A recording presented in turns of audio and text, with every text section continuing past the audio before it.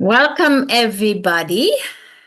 Today, to celebrate the World Breathing Day. And of course, we of RIBA, we have to be there because we are following in Leonard Orr's footsteps, the founder of Rebirthing Breathwork. And we are here as the Rebirth International Breathwork Association. And I'm happy to have with me Sarah, Sky, and Kira and Tony. And let's see, are live on Facebook. And my name is Heike Strombach, and I have been consciously breathing since 1991. But first, yes, and I let Sarah. I hand it over to you. Oh, okay. Thank you, I can do the Heike. breathing exercise in a moment. Okay, great.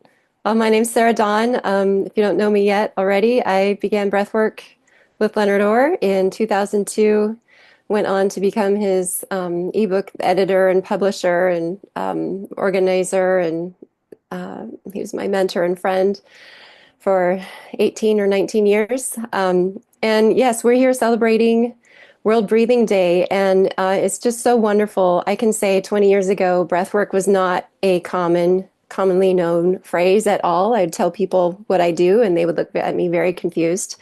And it's just so marvelous to see how breathwork has expanded and gone mainstream.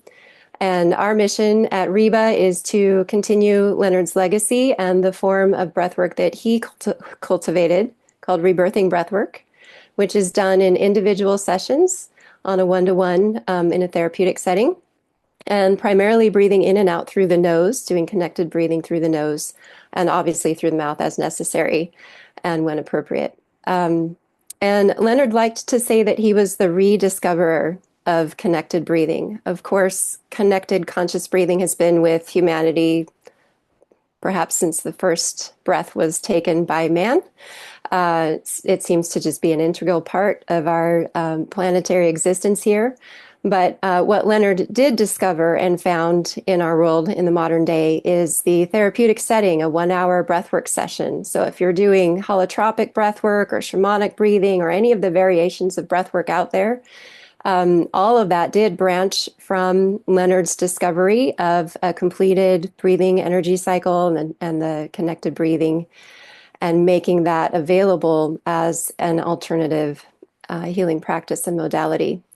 So we're celebrating in collaboration with IBF, the International Breathwork Foundation, and we celebrate them and what they have done to progress the breathwork movement. And we are here to celebrate together and represent the rebirthing breathwork movement that Leonard perfected and brought to us all. So, Kira, do you want to say a little something? And oh, sorry, Kira, do you want to say a little something and introduce yourself? You're muted. Yeah. Hi, everyone. I'm Kira, and I trained with Leonard back in 2013, and it was with Heike too in Chandigarh in India, and it was my first introduction to rebirth. Well, proper rebirthing. I had done another course before that you could not say that was rebirthing. Anyway, it was amazing, and I just loved what connecting with source energy did for me. So I've been learning more. I traveled with Leonard. We had some wonderful times and amazing experiences. And I hold retreats, workshops, and trainings in rebirthing. Thank you. Thank you. We're just super glad to have you here with us today. I'm glad you could make it. Thanks. Heike, would you like to lead us in some breathwork exercises? So Great. to understand what connected breathing actually means, it means we are not going to have a pause between inhale and exhale and inhale. That's usually what we do to control our feelings. So when you watch your breathing, I mean, when we watch our breathing, it will change. So it's very difficult to watch the breathing without changing it. But if we watch other people, we can see that they're having a break in between the inhale and exhale, or exhale and inhale.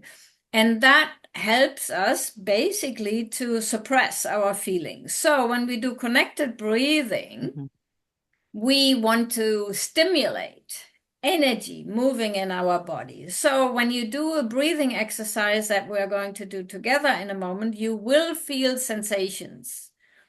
That means you will feel tingling, maybe lightheadedness, maybe dizziness. Anything is fine, but stop after the 20 breaths that we do, or maybe I do a couple of exercises.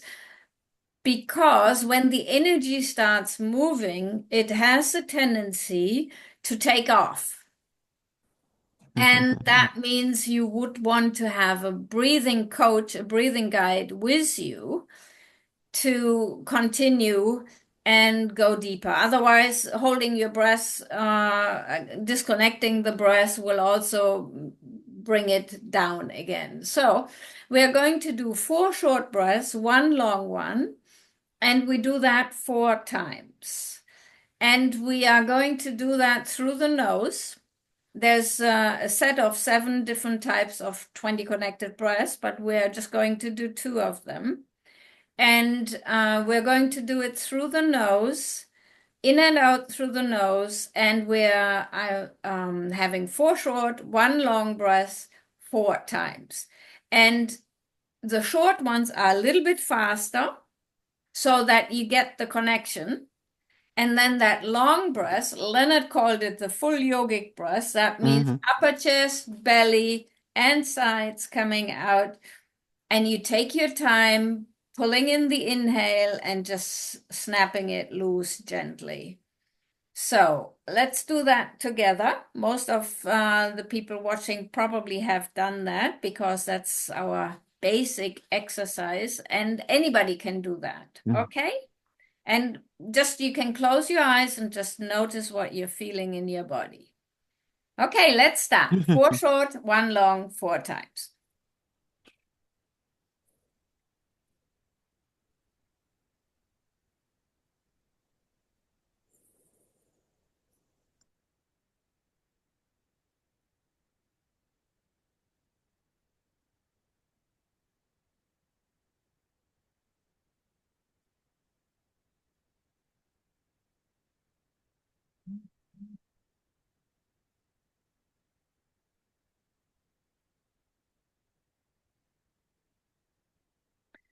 Now have a little pause because you probably feel tingling, lightheadedness, heat, warmth, movement, whatever you're feeling. It just means your body is just getting into the energy and you are relaxing. And the tingling is basically, every tingle is dissolving a negative thought or feeling. So we want to tingle. And if you want more tingles, then it's a good idea to have somebody with you because the tingles can be so strong because we're at the same time we're relaxing, possibly accessing tension that comes to the surface. And therefore you want to have support. So let's do another one, and that's silent connected breathing. We could do a round of mouth breathing, but we will just do the silent breath now, which is breathing so gentle and so soft, connected, 4 short, 1 long, 4 times, that there's no sound. And just close your eyes and notice maybe the energy is moving differently. Maybe you feel a deeper connection to your divine nature, because that's what we access when we are relaxed. We are love and divine presence. As soon as we are relaxed, we can experience it. So let's do the 4 short, 1 long, 4 times. So gently and so softly that you don't hear the breath.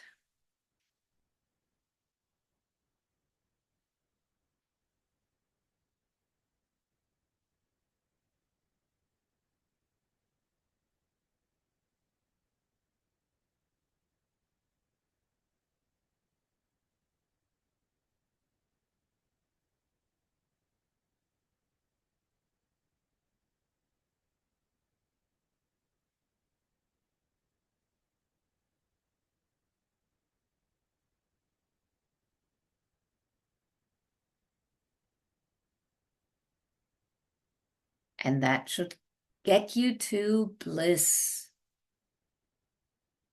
Yes, so breathing is very simple, very powerful, and it's a gift of the divine for us human beings. And today we honor the day of the breathing. We honor our breathing ability and that connection that we have with spirit through the breath. Sarah. Yeah, thank you, Heike. So there's many more breathing exercises that are simple and quick, just like this one. And if you want to learn more, please do get in touch with us. We have ongoing monthly meetings, and we're happy to connect with you. You can reach us at rebirthingassociation.com or comment on our Facebook page. If you're watching this on the Facebook Live today, we'll get in touch with you there. I think something, to speak to maybe a little bit today. I don't know if we had any questions come in from anyone. If someone wants to check our Facebook page, if anyone's watching there. But something that I feel is really important for people to understand when they get into breath work, if they're not coming in in an individual setting or with someone that's really well trained and understands the importance of an energy cycle, it's something to be aware of. I've come across a lot of people that are practicing breath work. They're excited, they're enthusiastic. They go and they have a very intense experience where maybe they're pushed and encouraged to breathe really forcefully in and out their mouth, and they have a lot of emotions and energy churning, and they're experiencing the Kundalini energy is vibrationally through their body in a really big way, and then they're left there, and it leaves them with symptoms and sensations. So breath work is so simple that children can do this, but it's so powerful that we really need to respect the energy cycle and the power of the breath. This is life force energy. It's Kundalini energy. This is it's an intelligence. It's prana in a way that most people don't know they have access to and can experience biologically in their body when they begin to practice breath work. So a completed energy cycle it takes at least an hour of connected breathing, and the connected breathing can be done gently in and out through the nose. But it should always end in a state of integration and peacefulness and transcendence. It should always end that way. And if you're not in that state, you want to find a breath worker that can help you come to completion, just so that you don't get into some of the hiccups and challenges that less informed modalities of breath work can really unknowingly put people into, minor healing crises and whatnot. So it's something to be really respected. It's very powerful and treated with sacredness and in a therapeutic setting for most people. And there's a great YouTube video clip of Leonard giving a lecture on preparing for your first session. And one thing that I love in that talk that he gave is that the most important thing you can know when you begin a breathing energy cycle, when you begin breath work, is to know that the breath isn't creating the symptoms in you. If you get strong tingles or tetany, which is the cramping and tightening of muscles, that's caused from an imbalance of oxygen and carbon dioxide in your body, and also emotional fears. To know that whatever is there and surfacing in your breathwork session, whatever symptoms or psychological things happening or emotions or memories, that's already in you, that's being released through the connected breathing. So people will get into the connected breath, and then sometimes it gets very intense and they want to stop because they think the breathing might hurt them, or the breathing is doing this to them and they want it to stop. And that's really probably the worst thing you could do. You want to continue in a connected energy cycle all the way through to the end, because that will carry you through whatever energies are there in your body that need to be released. Most people, after completing 10 individual sessions, don't have that much tetany anymore, or tingles even. It really changes. The first 10 can be the most intense because you're coming in with very likely coming in with a backup of a suppressed emotional material, physical symptoms.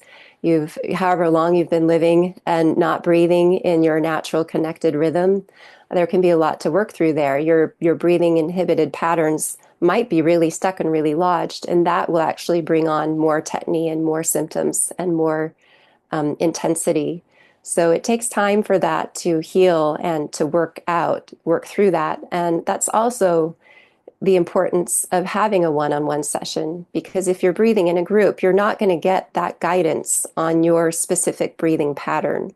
So this is what we really cater to in the breathwork community. We're here to support people to heal their inhibited breathing patterns and get that one-on-one attention and feedback to really be able to reach their breathwork maximum potential, if you will, because this is a skill that you can then have with you everywhere you go, anytime, any place. And I teach it too. I taught it to my son, and I've seen him go into a spontaneous breathing session, and I thought, wow, this is fantastic. He's getting this from childhood. So, as he goes through traumas or intense experiences, his body is already just processing it in the moment that it happens. He's connected breathing and moving that energy, so it's not getting lodged in there. So there's a tremendous potential for healing for humanity through breath work. As we adults heal our breathing patterns, and we can empower and support children to learn to do this as well. It could really, quite literally, transform the face of humanity and our future. Something I'm very passionate about. So, Heike or Kira, would you either of you like to add to any of this about maybe like what's unique about rebirthing breathwork and where we're going as in this movement? I just wanted to mention something about tetany. So, in the more modern, let's say, conscious connected breathing, trainings, they learn a lot about science. And, they've come together with this theory about oxygen and carbon dioxide balance in the body, but they don't trust the process. And rebirthers have been doing this for 4 decades. And when you get tetany, you do get through it. Now, it might not be within one session for some people. Some people might be holding on to a lot of fear. And so it will take, 10, even 20 sessions for them to get through tetany. But you do get through it, and you do trust that you can move through and have a more gentle breath that helps you get through. So rebirthing is more focused on the technique and understanding the energy cycle, which no one other than Leonard or lineage teach. And so it's really important to understand that this process, you have to trust it, and you'll be totally successful. Thank you. That's great. I've noticed too that, in a lot of discussions around tetany, it focuses only on the science of the carbon dioxide and oxygen, but there is an emotional cause behind that. If you're a person that has a lot of fear and anxiety, you're more likely to have tetany because that is reflected in your breathing habits and your breathing pattern. You're more likely withholding and really shut down. And so those inhibited breathing patterns actually create the imbalance of oxygen and carbon dioxide. But from a rebirthing breathwork standpoint, we really address the emotional component of that also, and supporting a person through the emotions of it, and that interconnectedness with the breathing mechanism. Yeah, I'd just like to add, people are afraid of hyperventilation, and sometimes they say that rebirthing is hyperventilation. Hyperventilation means I am over breathing.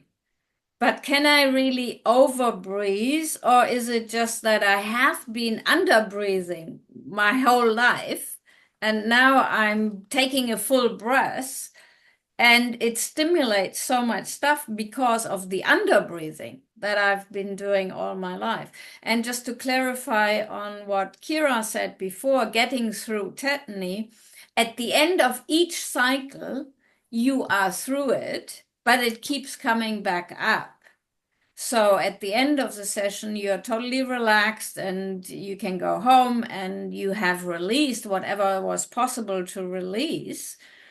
But then it is not totally out of your system yet.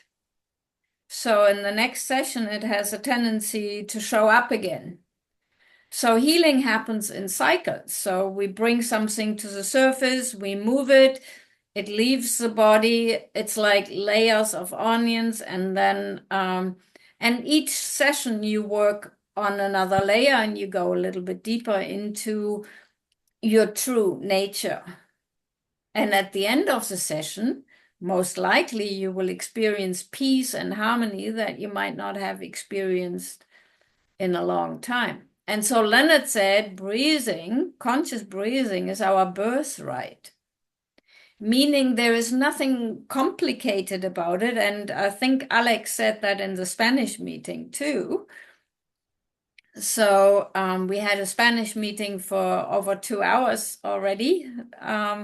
So the simplicity, it is our natural breath. We breathe connected when we are sleeping. In the deep sleep phase, we are breathing connected. So if you are living with somebody, watch them when they're in the deep sleep, they're breathing, they're having a little energy cycle. And we are just doing it consciously. So, yes, for now. We have a question that came in. Someone asked, could you please explain what is meant by the energy cycle? So, and that's good for people coming in who might not know. The energy cycle takes the length of a breathing session. It's the process you move through within a minimum of 1 hour of connected breathing. Typically at the beginning, maybe 15 to 20 minutes, maybe less. It's just the practice of getting yourself to breathe connectedly. Like it's like pedaling a bicycle. It's one breath right after the other. Most people feel like it's a lot of work if they've never done this before.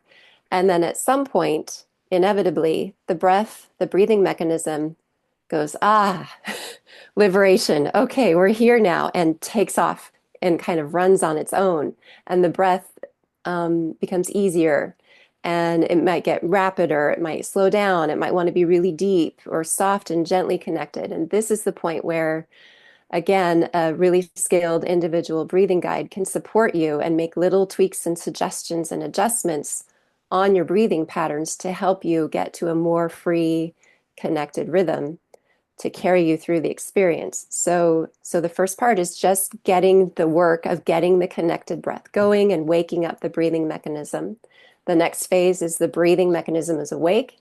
The prana or life force energy, the kundalini energy starts to flow through the body and things happen. Any variety of things may be happening. There may be peaks and dips, and it can be all over the map. And then, so at the beginning, you start here, the connected breathing. You go through an experience. There might be dips and valleys or a peak experience, and then you plateau here at the next level of consciousness. Your breathing mechanism doesn't go back to where it was before. It heals a layer. And so you reach a plateau of integration and serenity and transcendence. And every session should end in that state. If you're still here in the middle somewhere having symptoms, tingles, emotions, vibrations in your body, you're not at the complete state yet. And most people, even within our movement, there's a rush, I feel, to complete the session. And you really want to hang out here as long as you need to until you reach a state of transcendent serenity. It's the gem at the end of the race, the pot of gold at the end of the rainbow. You don't want to miss that. And it's really important. So that is a completed energy cycle. It can look different for different people. I've seen some people go through 2 energy cycles within 2 hours where it looks like they're going to integrate at the end, but it's just a pause, and then boom, the breath takes off again. And it's, wow, okay, they need more right now. And so it takes being intuitive to know where and feel where a person is at in their breathing cycle, in their energy cycle, and to support them through that and to getting to that space of integration. It can also look different if you're pregnant. I know there's a lot of talk about, oh, breath work is dangerous if you're pregnant. We've been rebirthing pregnant women for, like you said, Kira, decades. I think it's actually 5 decades. Rebirthing started in the 70s. And there are safe ways for women at any stage of pregnancy to practice breath work. It's actually an ideal time to practice rebirthing breath work. And a skilled breathing guide can support you through that. It may look more gentle. Typically, there's not any tetany, very, very little. The peak moments in the energy cycle are more gentle and less intense. So it's a very sacred and beautiful time to practice breath work. Is there anything that Heike or Kira that you would like to add about the energy cycle? Well, that's why Leonard wanted it in individually guided sessions that can last maybe an hour, the session, maybe 2 hours. We never know. We don't want music with it because the music is giving you a suggestion emotionally where to go. And we want your internal divine guidance to guide you. And so we are not pushing you anywhere. We are allowing the divine energy to flow and to stimulate the memories or the healing that wants to take place, or just the bliss and the connection that you might experience. And it looks different for everybody. And some people finish within 1 hour and 10, 15 minutes, and other people take 2 or 3 hours. That can happen. So if you are in an individual session, your rebirther has the time and will guide you. If you're in a group, you have to follow the guideline of the group leader. And to have a completed energy cycle means, because we have a tendency we want to suppress feelings. That's what we've been doing all our life. We don't want to live always being aware of the trauma or the abuse or whatever we've experienced. So we are using our breath so we can function in the world. So suppressing emotions has been a good thing for the physical body, for the emotional mind, for living in the world. It is a safeguard so that we're not always contemplating. That would be terrible if we would be aware of our trauma all the time. So we want to live, to be happy, to start a fresh moment, and that locked in material has to come to the surface because it will create disease and ultimately death, because it is blocking our life flow, our life energy.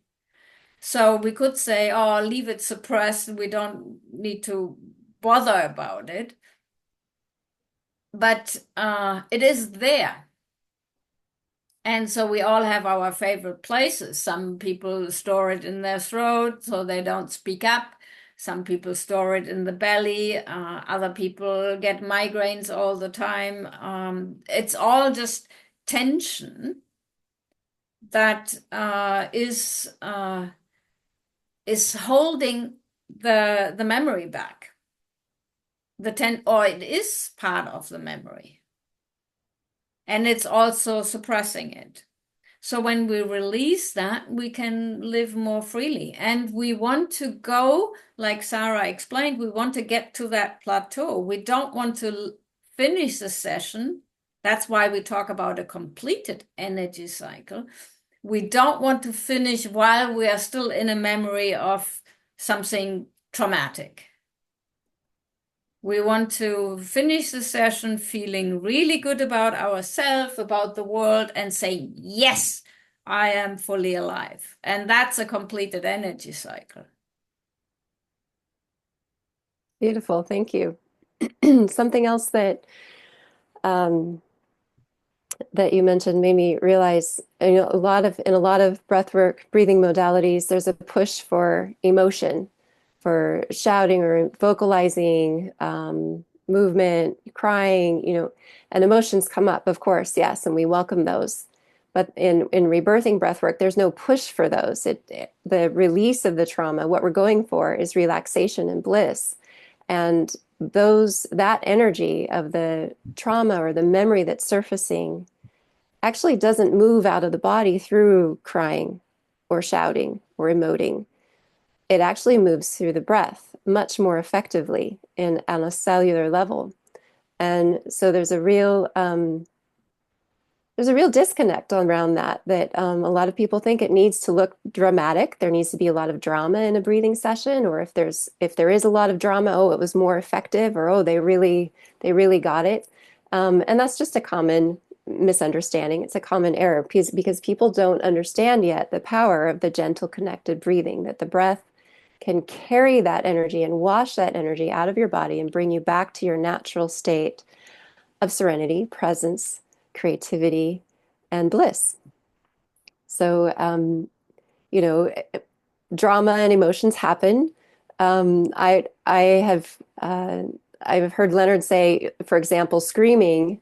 He said that crams the energy back into the body. That actually crams the energy back into the body. However, I've also been in breathwork sessions where my body let out a scream and I had no choice over the matter. It just came out. And I actually thought, wow, somebody's really going for it. And then I realized, oh, that's me screaming. Like I thought it was someone else in the training in another room or something.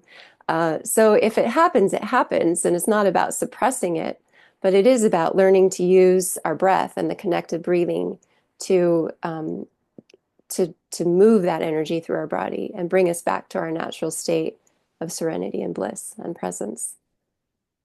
Yeah.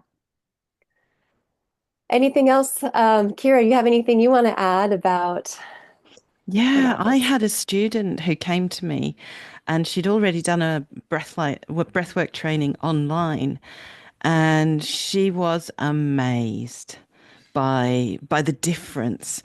So she said that, you know, when they'd have sessions, that they'd put music on and just leave everyone to it. And so when she had her first session with me, she went into full body tetany, and it was on her birthday as well. So, you know, it was all a lot harder for her, but she got through it and she's like, wow, this is amazing. And so glad she did learn how to Yeah, do. absolutely. And that brings up the topic of birth and rebirthing. Why is this called rebirthing breath work? And you know, we address a lot of that in rebirthing breath work because in the beginning they found that a lot of people were having birth memories surface, and were able to verify the facts that they were experiencing and witnessing through their breathwork sessions. They were able to go back and have conversations with family or their mom.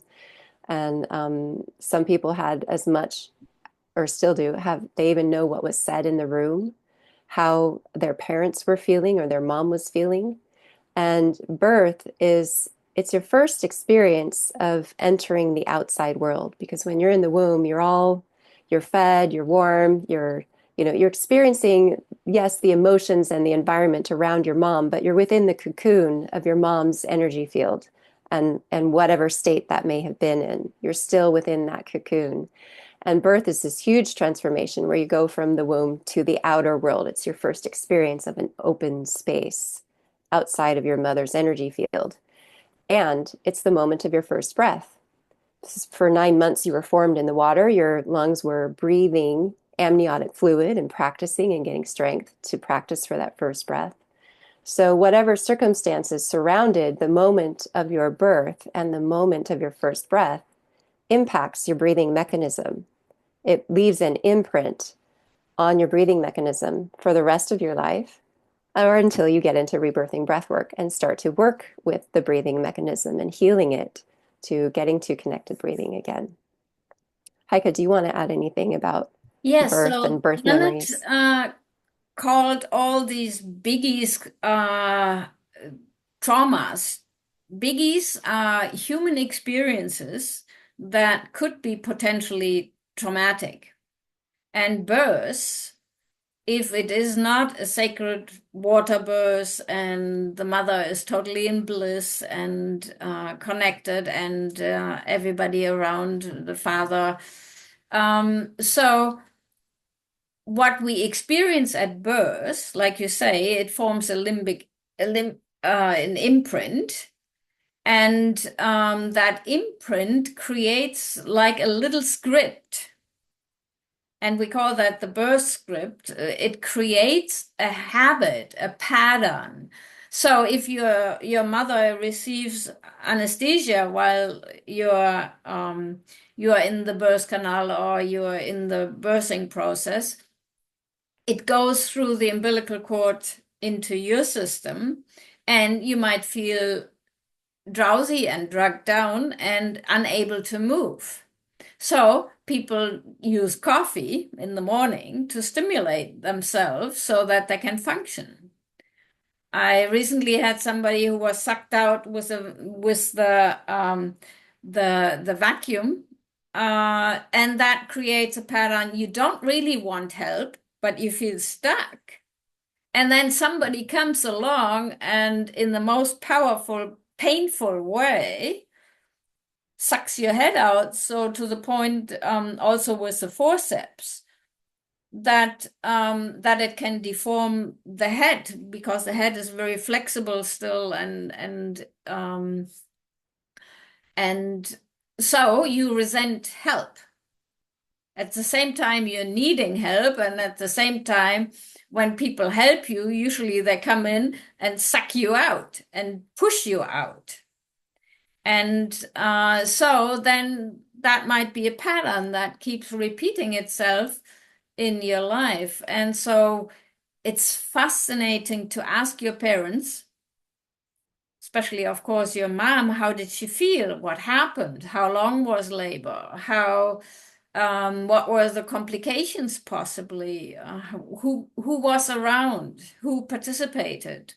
And were you wanted? And all that is part of your birth script, and we keep recreating that.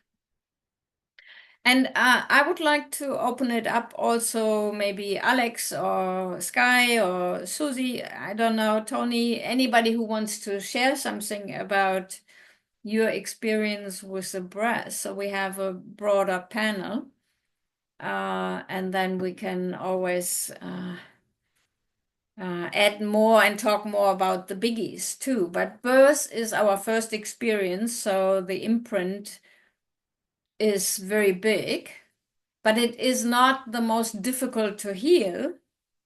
Leonard always said the most difficult to heal is the parental disapproval syndrome, because that lasts your whole childhood. And so the parental disapproval syndrome is when you are not receiving the love and the approval of who you truly are from the people around you, and of course, especially from your parents. So all these biggies are experiences that create our habitual behavior.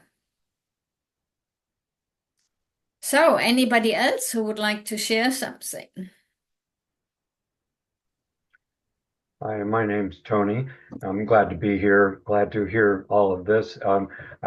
Back quite a few years ago, I had a couple of experiences of rebirthing with people that had been trained by Leonard Orr or one of his people, and it was very, very profound. So very profound. It's like one of those things that you remember years later.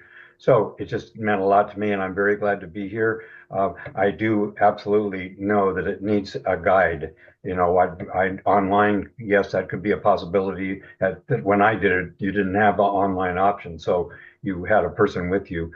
So that's what was my experience, and I'll be looking for that, and I will go to the website, the association that you mentioned, and maybe you can guide me towards someone that can help. Thank you for this. This is great. Thank you very much, Tony. Where do you live? Phoenix, Arizona. Ah, okay. Okay. Yes.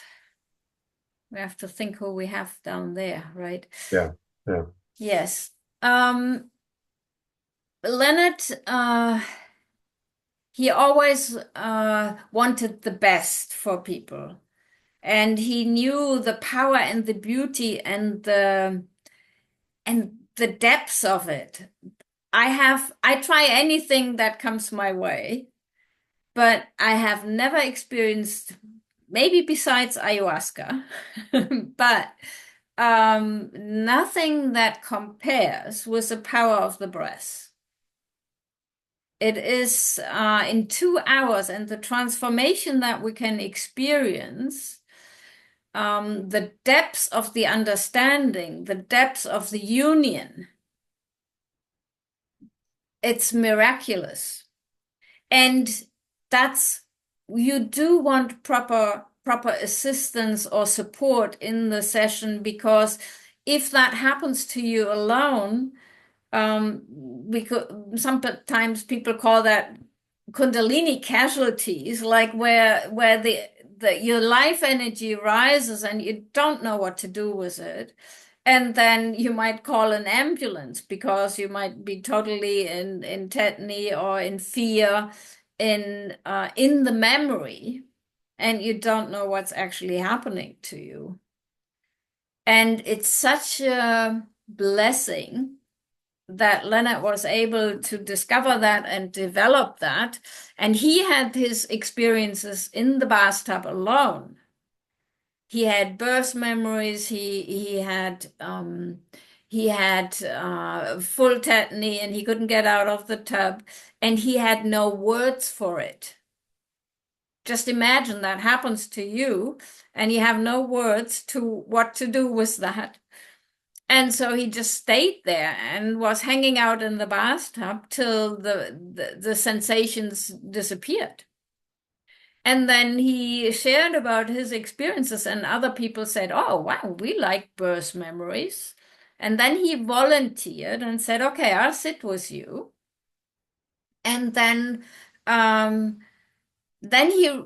he had the idea, well, he had his experiences in the bath, so he thought, okay, it's probably the water, the stimulation, that moves me into that.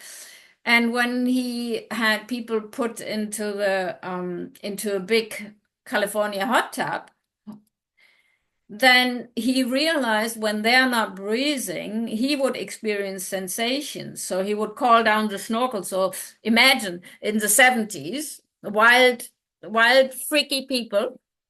So they get into the bathtub, they take a snorkel, they start breathing connected, and then all this energy starts moving and they're totally overwhelmed.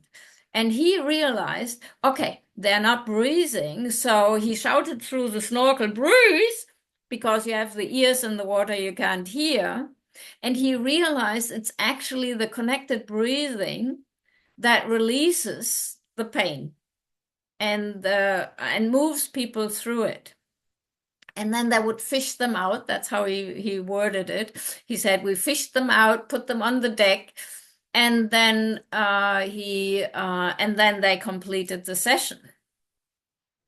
And then he decided, okay, if it's the breathing, why not, instead of undressing, getting into the tub, getting totally paralyzed, why not coach the breathing more gently? And so that's when he started and decided dry rebirthing, not water rebirthing, is the more gentle way. People can get very overwhelmed because he noticed that people don't come back after that experience. They said it was the highlight of their life, but they didn't want to try it again because it was so overwhelmingly powerful that they didn't have the courage to face it again. And so now we're doing it in such a more gentle and connected way. Hi, Kira. Hi, everyone. Hi, Alex. He's a Hi, Alex. Spanish rebirther, so welcome here. And yes. Um, I like to add something about coming back to the simplicity of the technique we do here, reversing, is and the importance of being guided in this energy cycle in this session of breath work is that what we do, we guide people to breathe where they don't usually breathe. So someone that is not breathing in the chest, we will encourage that person to breathe in the chest, which probably is going to be uncomfortable and annoying. And this brings me back to the tetany. So one of the reasons at the beginning we might have certain tetany, some people, is because you make someone breathe in the chest that normally they never breathe in the chest, and the chest is collapsed, let's say is stuck, it will take an effort. So it's a side effect that we may, push the inhalation to make the chest open. And then the reason why we don't breathe in the chest because we've been suppressing emotions. So here comes when I started, it was really hard for me to understand all of this connection with the births, memories, and the birth script.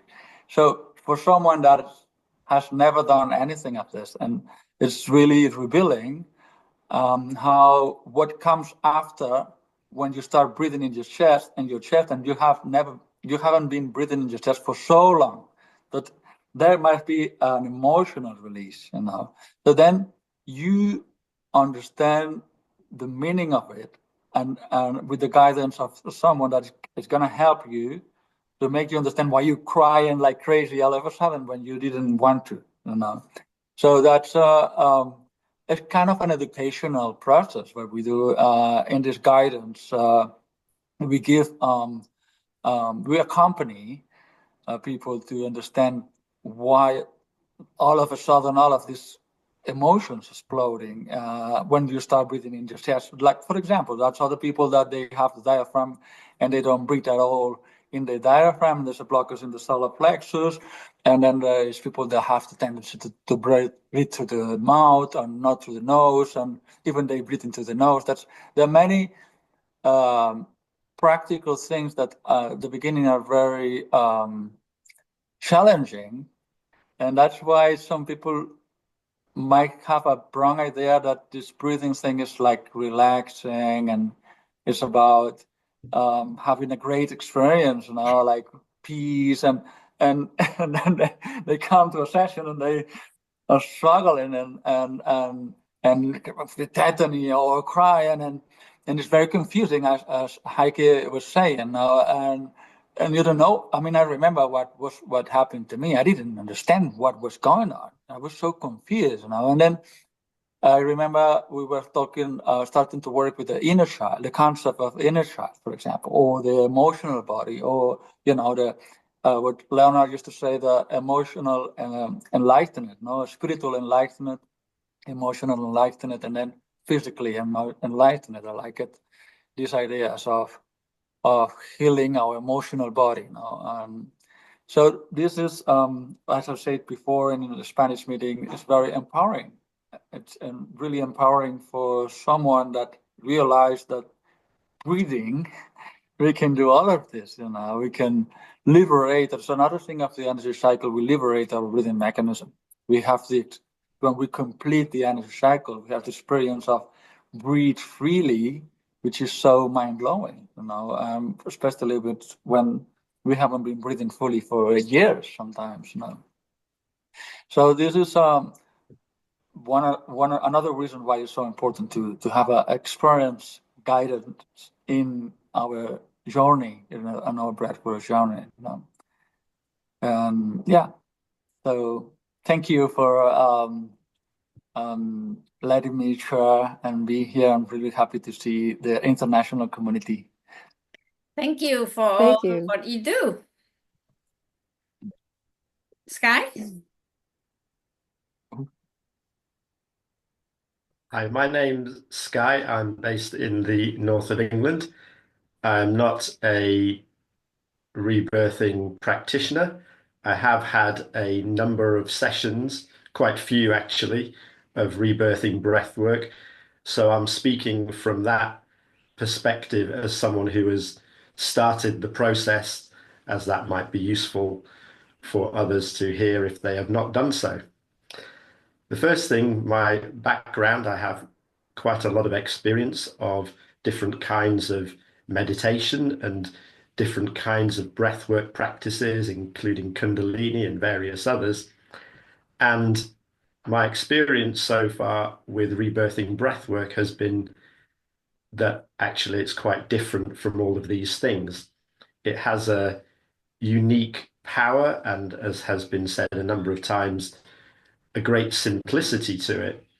And because of the way the unconscious mind works and the way that emotions are stored in our body, there may be a reluctance to access these and to actually discover what's really going on and to release it.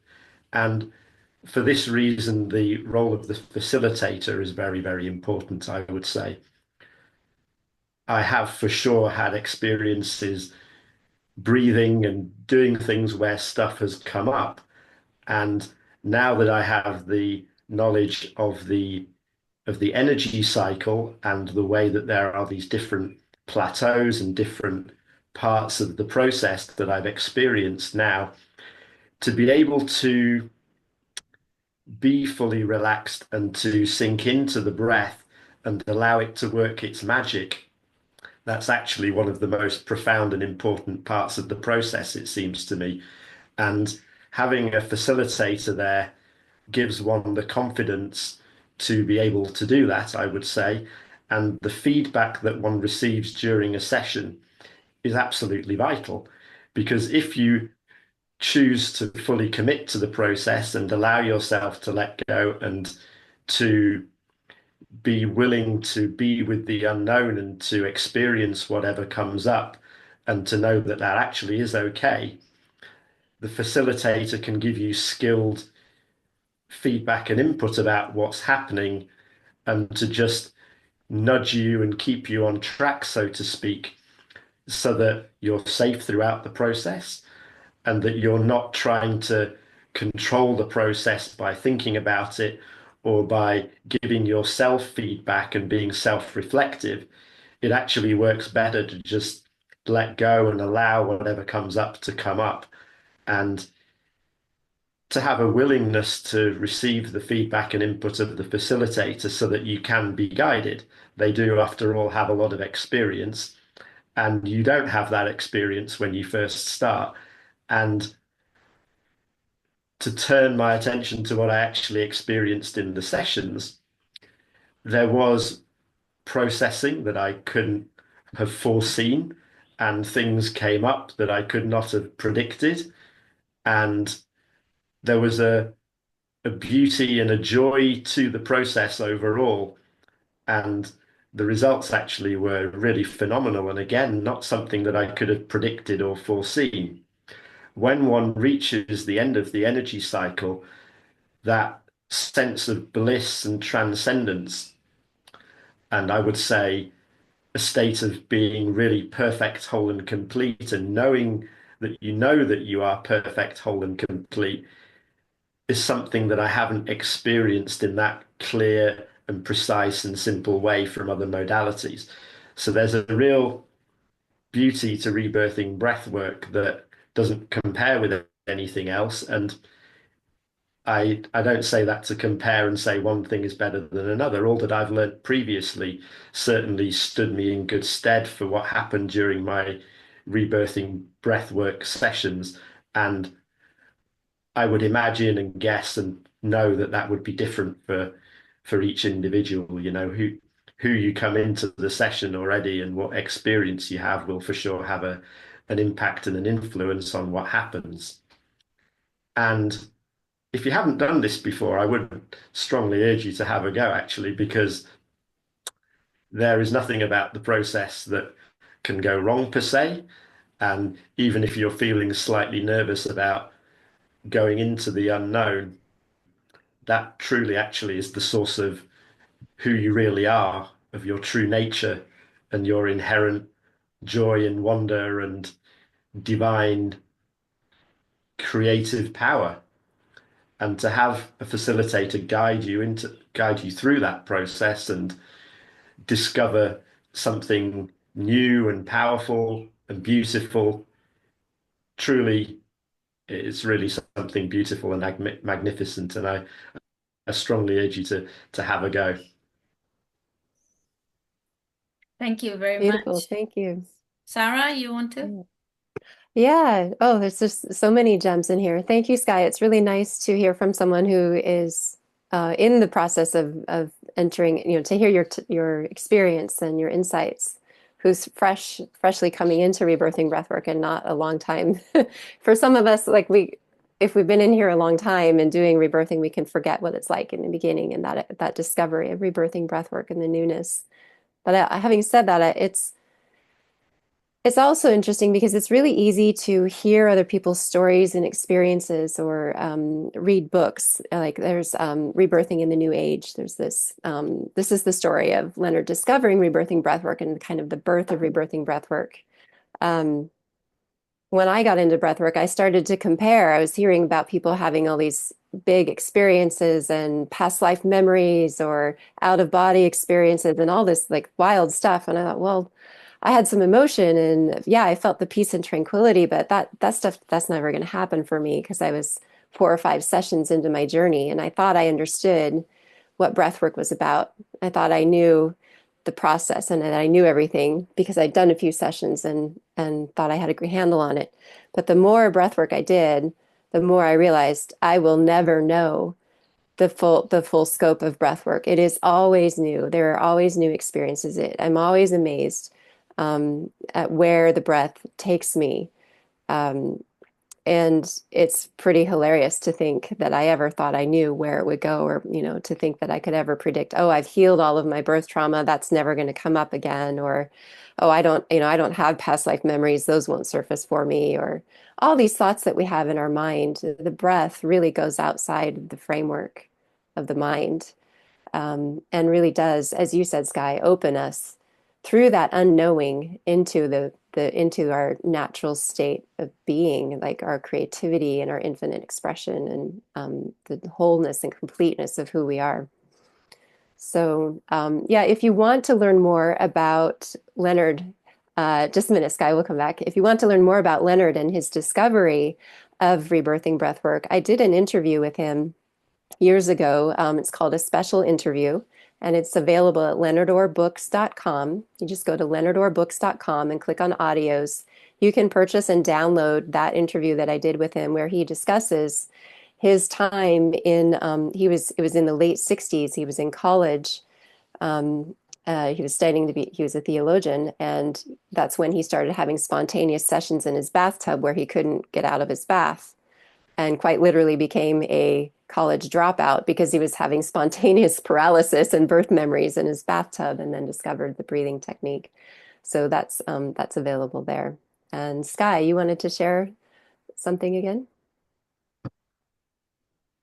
So, thanks, Sarah. Just to add, while this is there's a certain seriousness and gravity to this, and the effects are very, very powerful.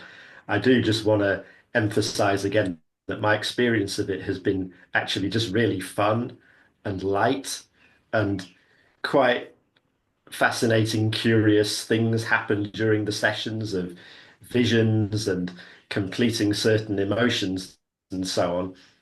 But the overall intensity of it was one of joy and fun and magic and mystery and wonder. So we're being very clear and precise about what's being said here. And again, if you're listening to this kind of stuff for the first time, just don't get too caught up in the seriousness of it, because it is a very light and fun, magical process. That's really what predominates when you're actually doing the sessions, no matter what comes up, I would say. Right. When I had my first session, I was also totally unprepared, I think. I had heard about it. I had heard of people, my friends in Australia, having all these things that Sarah mentioned, like the past life memories. And when I started connecting my breath, I went into that space where I was just in my raw emotions. Pre-verbal, I was just feeling such a motion of sadness coming out and leaving, and I didn't have words or pictures, images about it. And I was carried by that divine energy. And at the end of the session, I was so blissed out. It stayed with me for weeks. And I thought, wow, that's what I need to learn, and that's what I need to do. And I was lucky I had my first session in Leonard Orr's training center in California. That existed till the end of 1991. So I got the last year of it and the takeover. And it's undescribable. And so Leonard said, before you have your first session, you can't explain it with words. And after you have your first session, there is no more words necessary. Because we are entering a different dimension, a different state of being. And then we can get into the flow. And it doesn't happen for everybody the same way. So some people might have a little bit of the first session's not so intense, and other people are blown away by the intensity of it. And that depends on our internal state and the trauma that we have, and the openness that we have, the trust that we have. And that was good, Sky, that you said that. You need to trust that process. Because if you don't really want to go there, don't do it. And I sometimes have clients, I feel like I'm pushing them up and with the wheelchair a hill, and they have the full brakes on. And so we have to make that choice and that decision. I want to open myself to that powerful inner light and that energy. So it takes a bit of trust. If we don't want to change our feelings, if we don't want to change anything, we better just sit on the couch and watch movies. That's safer then. That's okay. And if you feel like you want to explore your inner self, so Leonard starts the Physical Immortality book. He says this is not for meek people or something. He says that you need courage to explore that, because we will enter the dark side, the dark cave of the soul at some point, and we do that anyway in all crises that we have in our life. So we are getting there involuntary by life being pushed into it. Or we can enter it consciously with a proper guide and support and say, okay, I'm willing to explore more of my inner depths.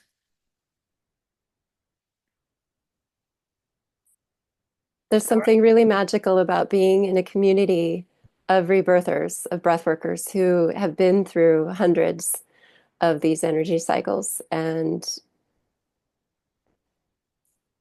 embody that transcendence and that energetic space. That's also a big part of having the individual sessions and having a rebirther present there, is you're entering into their energetic space and their vibration, and their body and their breath vibrates at that level of that transcendence and that liberation, and will uplift the people around them, certainly their clients, as they're breathing. So it is pretty, I think breath workers are some of my favorite people on the planet. It is, and it does take that depth and that courage. I've certainly, when I got into rebirthing after my first session, I thought, wow, this is why I'm here. This is what I've been looking for my whole life and didn't know it existed. And I was all gung-ho and for it. And I came up against a wall. I came up against some grief and this feeling that just felt so overpowering and so bigger than me. And I absolutely did not want to go there. And that was just a few days before I was to leave for my 9-day training with Leonard Orr. And I was in the state of, I do not want to do this anymore. And I was on the verge of canceling my training because I was terrified. And I had come in like all gung-ho and excited and really open. So it can take a lot of courage to look at what's in there in our shadow selves, things that we don't know about ourselves. And absolutely having the support that was perfect for me, that came up for me. And I went right into a 9-day training where I had Leonard there and his feedback, and I had beautiful breath workers, and I was receiving sessions every day. That couldn't have been more perfect for me. And so getting into the experiential trainings where you're there in person for a number of days, 9 days, 3 weeks, whatever you can do, having that vibrational experience of living in a community of people that are practicing this, that know the joy and playfulness and the transcendence of it, and also know how to go into the depths of that darkness that we all have and are all dealing with here on this planet. And to transcend it and to see it as it becomes a game. It becomes a very entertaining game.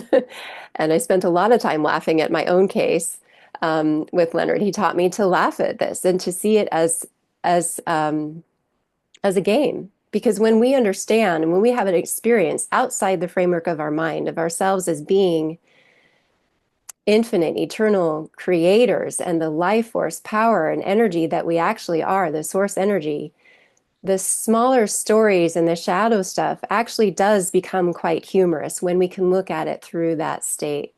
And rebirthing breathwork and the community available through breathing guides and the breathwork community, even just meeting online, really supports that and really shifts us from just experiencing maybe what are painful emotions. It shifts us into just being able to be present and experience it rather than suffering and being really burdened in life and suffered by that. So yeah, I encourage everyone to give it a try and connect with breathworkers in your community. Connect with us at rebirthingassociation.com. You can get more information about Leonard and some of his work at leonardorbooks.com. And yeah, be in touch with us. And I see that we're up at just past the top of the hour. Heike, No, shall we but wrap? we are continuing. You have time to continue? Yeah. Okay. Yeah. Yeah. So anything You that need to go?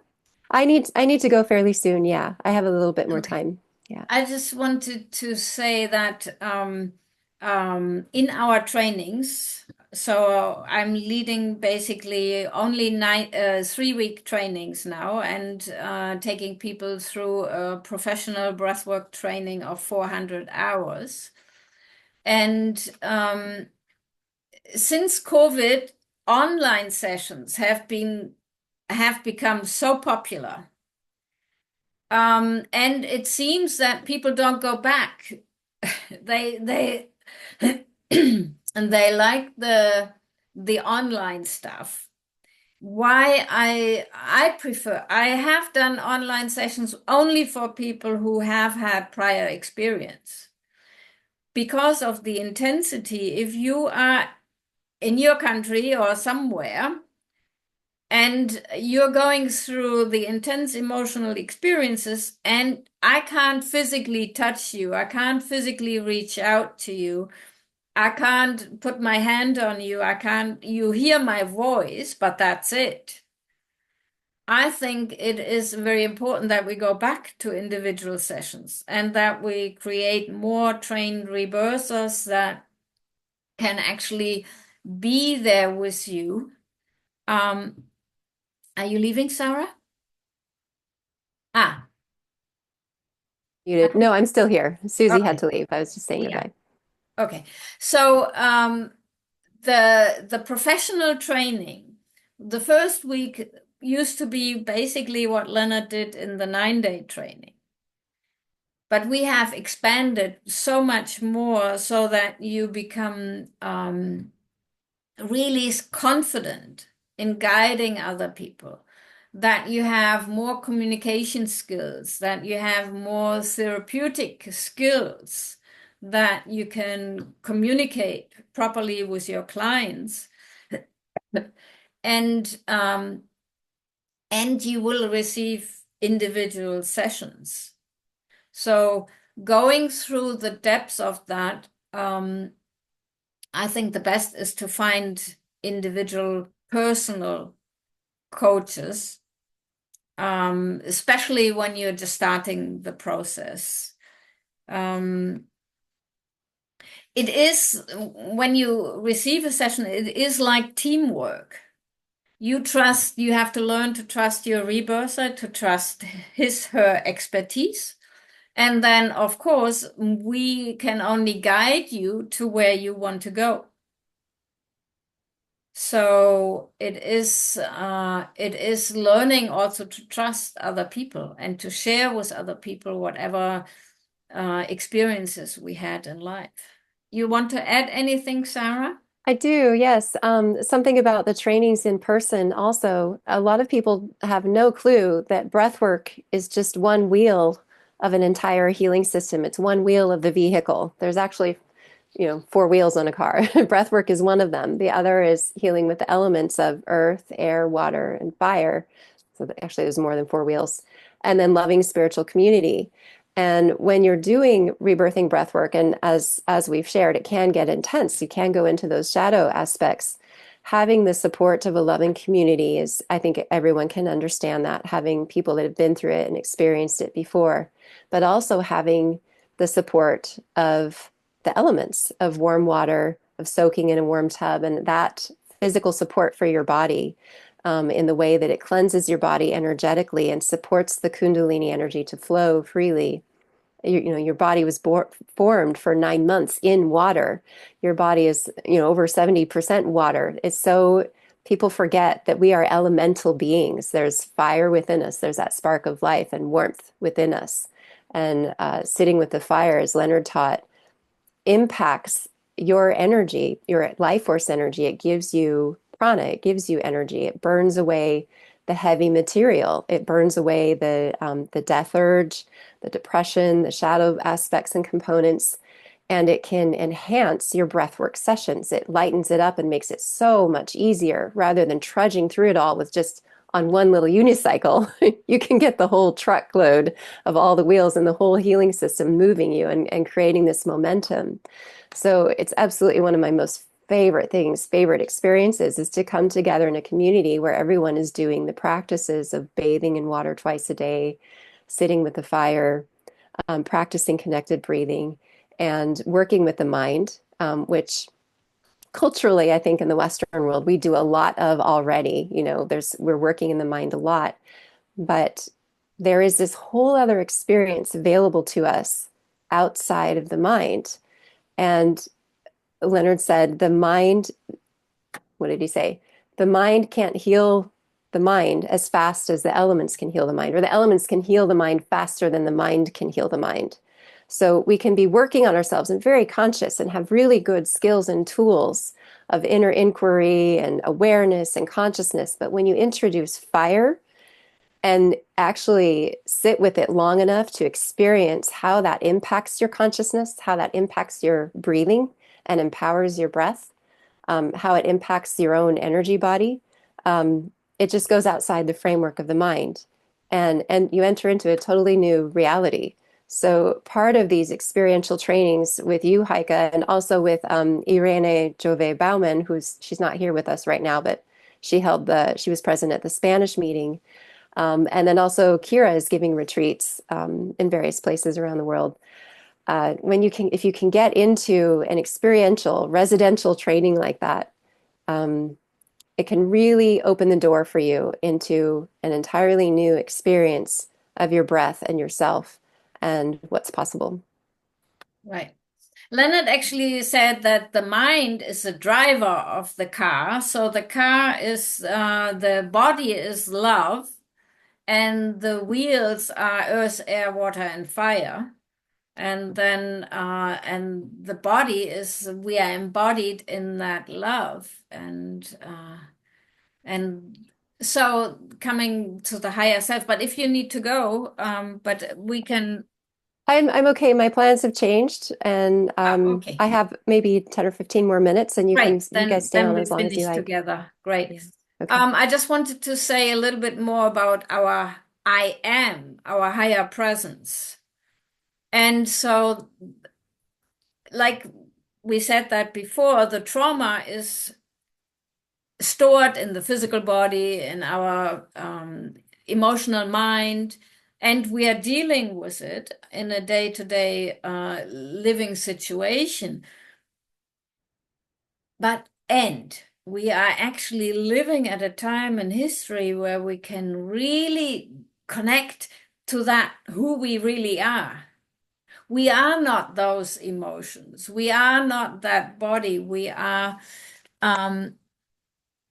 if you want to say something more, Sky, then that's possible. So we are, we have a mind, we have feelings, we have a body, and we are divine essence in our true self. So that's what the power of the breath is. Not only does it make the trauma or the lower self less dominant, it also reconnects us with who we truly are. Sky, would you like to share anything else?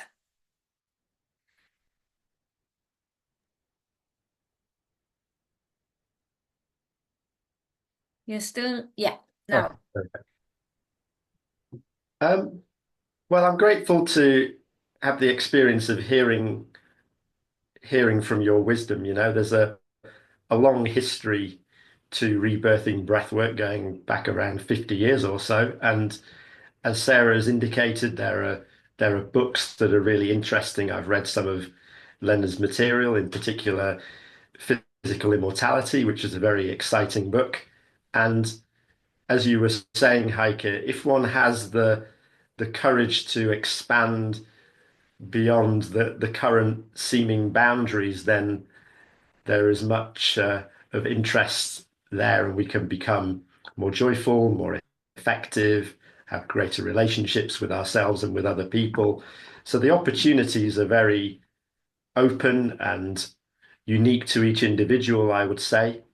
And I've gotten a lot from the few rebirthing sessions that I've had, and again to receive the wisdom and experience of facilitators and those who've gone through whatever journey it is true in all areas of life, actually. You know, find someone who has already got to where you're going, you know, or can guide you to your unique version of your highest potential here on the earth. It's really important because it's difficult to do it all on your own. You know, it's just pretty simple. That's just a fact.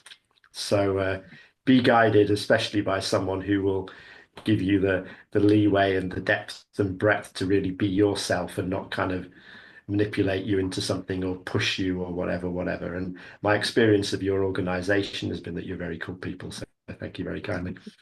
Thank you very Thank much. you. Thank you, Sky. Thank you.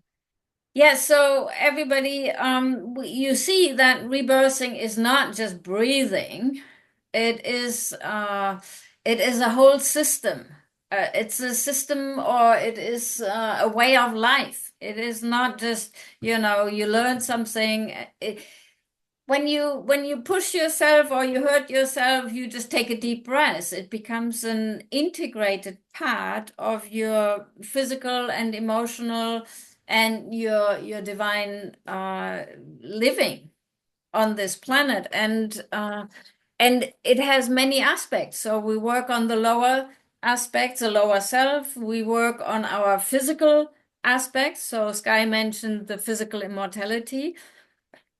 You can leave the body, of course, anytime. And Leonard always used to say it's good that the planet has that people can go and have a rest. When the death urge is too strong, people can retreat and recover and go to the world of spirit and reflect and contemplate what they did in the last life and then do it again. But the idea also could be that you're releasing so much tension and so much trauma, all of it, that you become that pure life, that you become that pure essence in your physical body. And that's what's called ascension.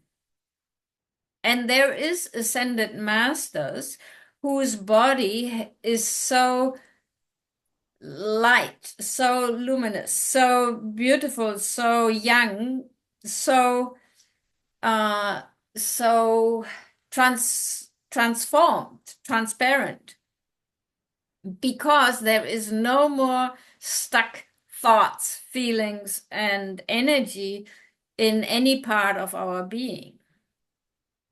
And we are all going there. Maybe it takes us a little bit more time. Still, we don't know that.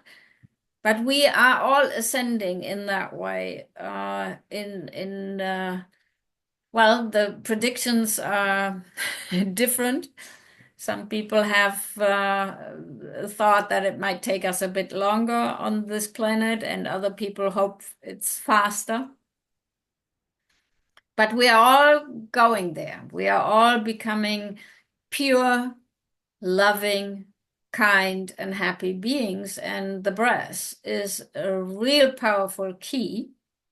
And if you want to connect with me, my email address is just my name, Heike Strombach in English, at gmail.com. And my next training, actually, I'm remodeling my house because I have now the whole house again to myself, and I will have 3 more guest rooms soon. So this is the training center is near Cologne. And the next training starts on the 10th of May. Till then, I have to get it all done. Finish your remodeling. Yeah. And It'll move still get there. downstairs. So Fantastic.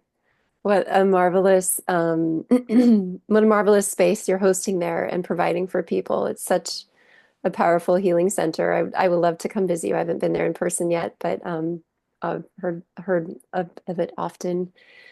Yes. And that's a full immersion. That's a full experiential retreat training. And you offer for anyone coming in who wants to be a professional or also a personal retreat, if you just want to come in and start an experience, if you're brand new to rebirthing, or if you've done some breath work and you want to become a professional and want to really get an in-depth training of what it's like to be, what it means to be a rebirthing breath worker, you can provide that, all of that full range. yeah. And then you also have this, you also have the SALT training. Sorry. Yes. Go ahead. The training is designed for anybody, even if you don't want to become a professional, because the first part of the training and also in ongoing is our reflection, our self-reflection, our own transformation, because we have to be loving and kind and patient to be with other people. So just doing it for your own enlightenment or for your own process is also good. The tendency, though, is that when people experience the power, they say, oh, I love to share that with other people. That's what happened to me. When I had that experience, I thought, wow, that's how I want to live my life. I want to give that to other people. And I'm doing it since 34 years. And it's always new. I always see new things. It is never boring. I sit there and think, oh, somebody breathing.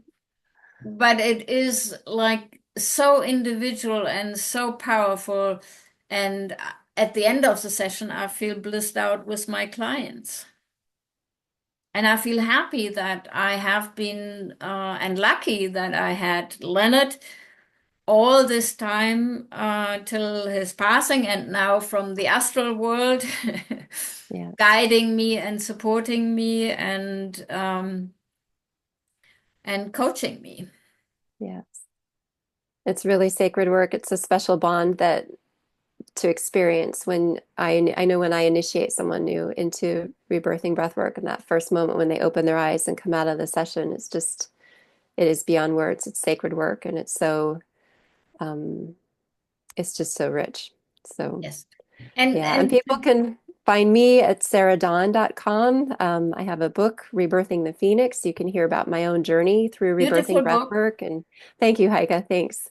And you can hear about my own journey through breathwork and self-healing and meeting Leonard's guru and my guru, Immortal Master Babaji. And yeah, we love to hear from you and have you as part of our community. And I think I am going to need to leave soon. Shall we wrap it up for today, Heike? This was really beautiful. Thank you for hosting and being our master of ceremonies and holding the space here for us. This is really beautiful to come together. And thanks everybody for listening, for being curious, for being fully alive and wanting to be even more alive. And we have a salt that is part of the 400-hour training. Irene, Jovi Baumann, and me will be in Menorca in the beginning of June after you have done the basic training. So, yes, thank you to RIBA. That means Peace Virginia Arnold, who is not here today. And then Sarah Dawn and me, Heike Strombach. And part of the team, of course, is also Kira and Joanne Eiserman and Irene Jovi Baumann and Armando Sanchez. Did I forget anybody? That's Irene. You said Joanne. Yeah, that's all of us right now as our team. Of the intimate team. Yes, and, we meet regularly in organizational structure. Yes. Yes, and you can join us. You can also ask to receive the newsletter. Go to sign up at rebirthingassociation.com, and we have a fairly regular newsletter that comes out, and you can be informed about all the trainings that we do. Yes. Thank you, Sarah, and anybody who was here.